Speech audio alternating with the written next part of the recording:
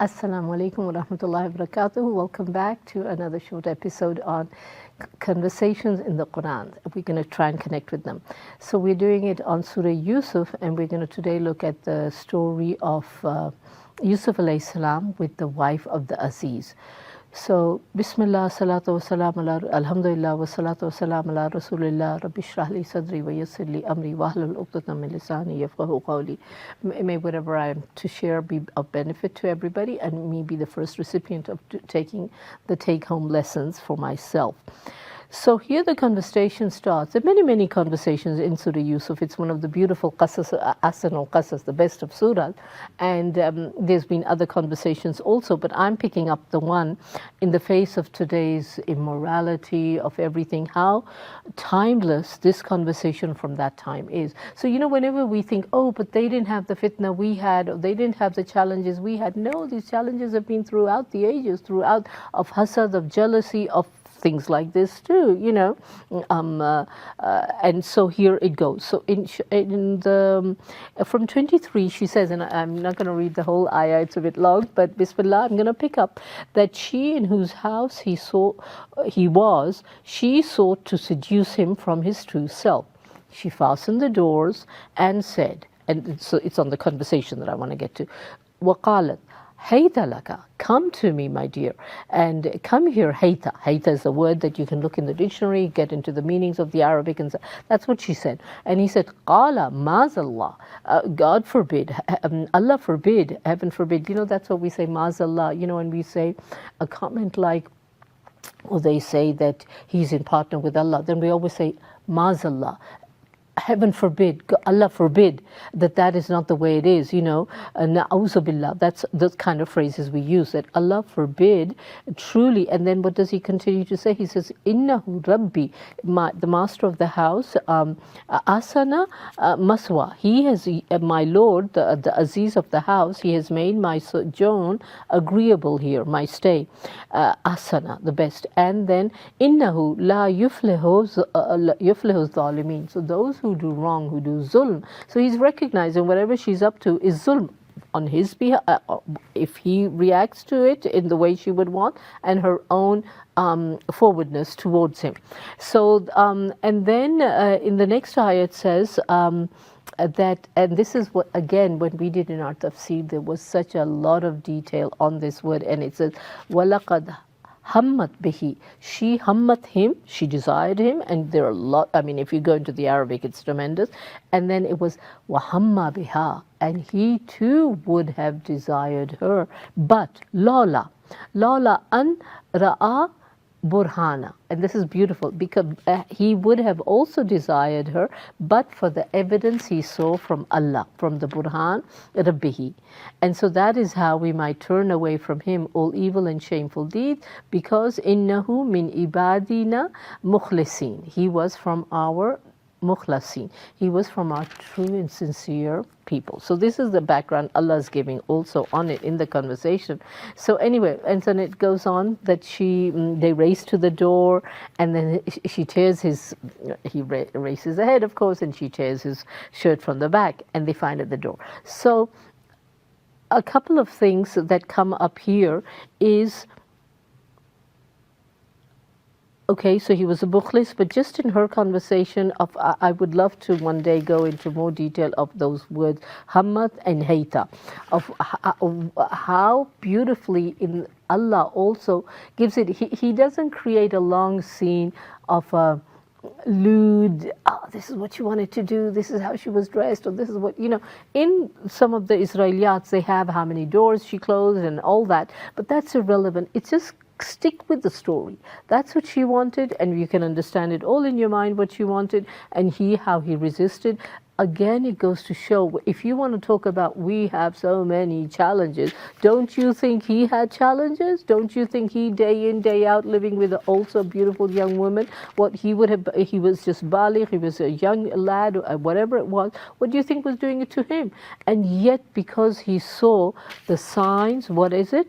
Lala Anra, because he saw the signs of Burhana, of the Burhan, the proofs of his. So in one of the Mufassir, he say, it's like he saw a a vision, and this is extra, but I'm just saying for us also that when we are caught in these situations, try bring to your mind all the goodness, your salawat, your kalimas, your everything of knowing, no, my Allah's there. And so they say on this Burhan, it's like on the, it's, what is it, holograms. He saw the whole of his father, grandfather, great-grandfather, because the beautiful thing about Yusuf alayhi salam, and I've done this before, is that he's the only prophet who's got a lineage of 4 direct descendants who are all prophets. So imagine how much goodness already he has imbibed, plus the beauty that he was given anyway. So now, as soon as they get to the door, they get Sayyidaha. What do they see? Duburin وَأَلْفَيْ they Sayyidaha ladal bab, at the door. When they got to the door, her Aziz, her husband, was there, and Sayyidaha, her Sayyid. And she immediately says, قالت ما جزاء من أراد بأهلك su'an. What is the this is what it is. This is what I also wanted to. She says, what is the fitting punishment for one who had an evil design against your wife? Okay, and individually the words also, what she says, ma jaza. So when we say jazakallah, that's why we say jazakallah khair, because the jaza is recompense. And she says, what's the recompense for one who had irada, who had intention of alaha su'an, evil intention against your ahlaha. Ahla is like, it's like your family. When we say wa ala alihi wa sahbihi wa sallam, so it's ahliyu against your wife. And she continues, but and illa an yusjana azaban alim, and the prison is going to be a grievous punishment for him. How she turns their tails. I mean, this is what you need to capture, and it's for us as females, I would say, and Allah forgive me if I'm wrong, and I hope I don't get flack and egg on my face for saying it, but you know how quick we as women, when we're caught in the guilty position, how quick we are to turn that. Oh, but it was that. You have to provide an excuse. Why did I burn the food? Oh, because there was a phone call there. There's somebody at the door, the gardener. You've got 10,000 excuses immediately to counter. It wasn't your fault. It wasn't you. You're not to blame. And you shift it onto another. And so, elsewhere we did, in a conversation we were doing, how women are supposed to be not intellectually, so with it or something. But look how quick we are to defend ourselves tooth and nail. How quickly she turned the tables. How quickly she was able to say, and so, this is called presence of mind, and inshallah I'll go into it, how the Mufassir say that they commented on it, not as something to be praiseworthy, but they still picked this up from just this conversation of what is it that, and I think, let me just go to it, it was, I think it was Imam Razi, let me see, what did he say? And the takeaway conversation in it is, let me get to it when I do, but it was like he was, yes, Badawi emphasizes her cleverness in turning the situation against Yusuf, exploiting societal power dynamics. As a woman of high status accusing a servant, she presumes her word would carry more weight. So elsewhere, cunning. So while quick thinking is often a virtue on the spot, on the fly, it becomes a tool for moral failures when used to deflect blame and deceive others. And she exemplifies how intelligence can be misused when driven by desire or fear. And like we say, jealousy and hasad drives us to certain things. So that's, and inshallah I'll get more to it, inshallah, if we have a moment. But here, and so what does he say? Yusuf alayhi salam's response, his immediate also response is to seek Allah's protection. Okay, that was in Ma'azallah. But then when she shifts the blame, he also immediately he defends him. He speaks calmly, but about the truth, but without resorting to anger or accusations or anything. He defends himself, and the beauty is that if you can stay calm in the face of rage or being accused. Sometimes either we freeze or we do other things. So this is why I want to bring these conversations, is learn from these conversations how when you're blamed at work for bribery, for something it was actually your boss, but you get the flack because the papers are sitting on your desk and you're in whatever government, and you're like, no, it wasn't me. Trust in Allah. And no, so he says, she was the one who sought to seduce me, okay, from my true self, bin nafsi. And that's all he said. He said, no, it was her. He wasn't going to say, oh, here I go in trouble. We the downtrodden. We have no recourse. We have nothing to be able to counter this accusation. And we do sometimes go into victim mentality. No, he said, no, it was she. So, and subhanallah, how quick Allah then doesn't have this ongoing conversation. Like, we also say in our deen, don't stick around to have long arguments with anybody, foolish or even otherwise. Don't want to have the last word. Just say your say and move away. So arguing isn't, and so in the Quran, Allah captures only the bullet point to, so he says what he says. Maybe there was more bits in between, we don't know. Allah has just captured this is the timeless message. So then what happens? Then one of her household, shahidun min ahliha, from her family, from her household, there was somebody who witnessed. What is he witnessing? And he says, in kana qamisuhu, if his qamis is kudda, is torn min qablihi, from behind, is torn from the front, فصدقت, she is right, and وهو الكاذبين, he's the liar and she's the truthful if it's torn from the front.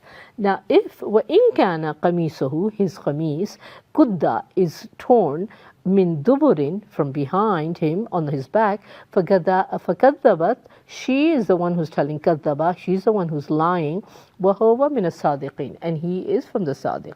And so when they saw the shirt was torn from the back, the husband said, what does he say? قال إنه, he said to them, min kayda kunna, in kayda kunna azim. So the plotting and the kayda came in the beginning when we talked about Yusuf alayhi salam, his father. He said the kayda, they might plot against you, the brothers. So here they say, here talking about the snare of you woman, truly it's mighty, your snare.